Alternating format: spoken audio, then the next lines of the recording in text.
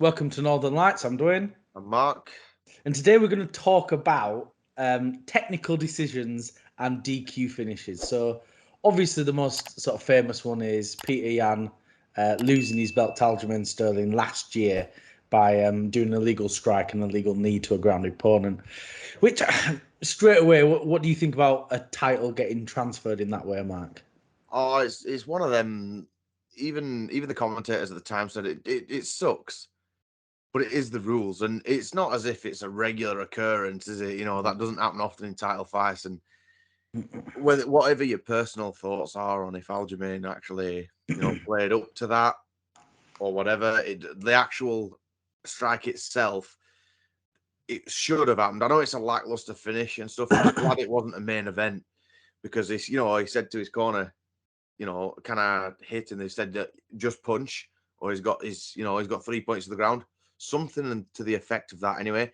And he's still His in the corner face. said, didn't he? Yeah. So he got the warning from his corner to say no, but he still did it. So it's the price that you've got to pay, really. Yeah, 100%. I mean, you shouldn't be doing illegal strikes in the first place because it seemed as though it's very difficult because they all speak Russian, so you don't actually know. But you hear, like, say, Khabib, who was there on the night, said, "Oh, his corner told him to do it." It's like they were waiting for Aljamain to perfectly stand up at the right moment and then clock him with a knee, which I don't know. It seems a bit weird in itself, isn't it? But with a recent fight night, the most interesting thing that happened, rather than the crap fights with Belal Muhammad, is there was two finishes that ended by disqualification, and both a technical decision. I had never heard of a technical decision in my life until that night. It's one of them strange occurrences, isn't it? Because I was actually out and about, being back in the UK now. The fights are on at a terrible time, but Chris Barnett was on early enough, so I was still in the bar when I was going to watch it. So obviously I watched it with no volume. Couldn't exactly have that blaring, but when it got finished in the third, I just thought, all right, it was a knockout. Obviously, heat of the moment things. You've heard a ref warn people many times saying, like, watch the back of the head. Yeah. But in that spur of the moment, they turn their head and all that kind of stuff. You can tell when it's intentional. I think most of the time there's a grey area, isn't there? Because if you start analysing every single aspect of the fight, then it almost takes the momentum out of it, I think, anyway. But I don't know.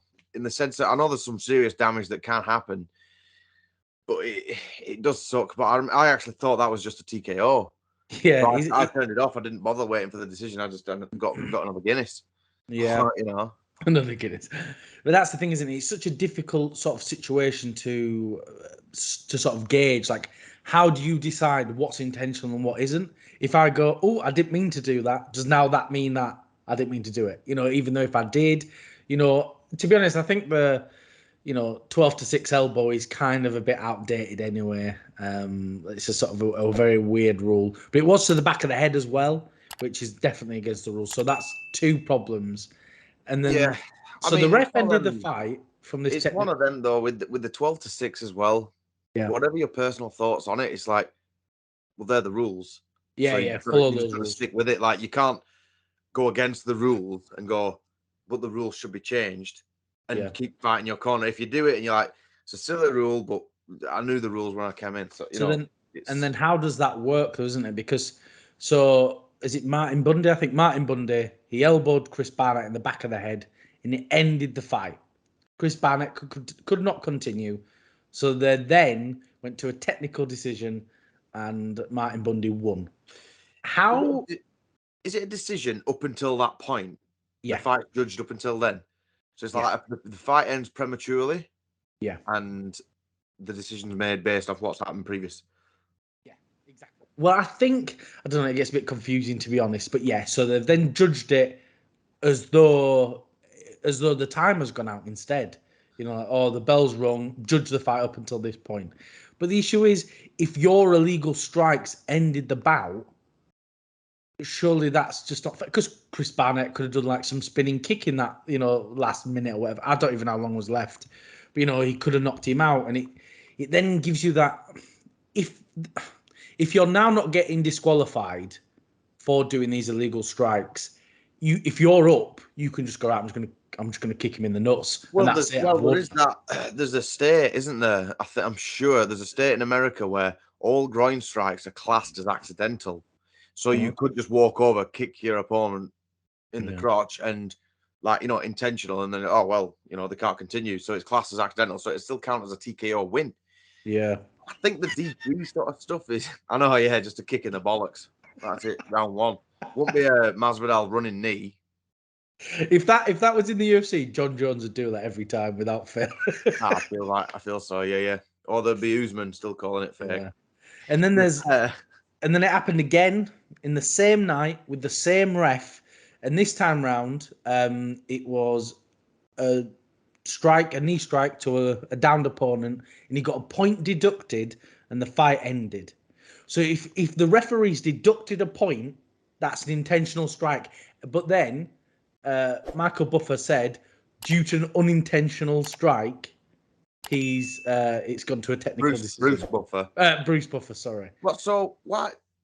So a point got deducted, and the fight ended. So yeah. And then the guy ended, what was the point in taking the point off then? Yeah, exactly. So it just doesn't make sense. But what is the solution? It's such a difficult one, isn't it? Because it's a grey area, isn't it? It's just a strange one. Because you can't win. Because if you make it, or if that happens, it's no contest. Well, say if I'm the champ and I'm losing, I think I'm just going to kick him in the balls, and that's it. Oh, DQ, no contest. We'll start again. Or if I'm up, I'll kick him in the nuts. Right, brilliant. Or it was an accident. Sorry. It's just a strange sort of warp, isn't it? Where you think I'm not sure what the actual correct answer is, because whatever rule you do, you're going to piss off someone. Yeah, someone's going to be upset with whatever the outcome is. But it's one of them. It's an unfortunate thing when it happens because it's very lackluster. But it reminds you how real the sport is. That these things can happen. Like the mistake. Who would have bet that Aljamain Sterling would have won the belt via disqualification by getting kneed in the head when he was a down opponent? It just reminds you of how real it is. They're not these fantastic, spectacular finishes all the time. It's not the WWE, they can just end very quick. And that's about it, Yeah, well, I think that's all we've got time for. Thanks everyone for watching. Really appreciate it. If you can like, comment, and subscribe, it really helps us out.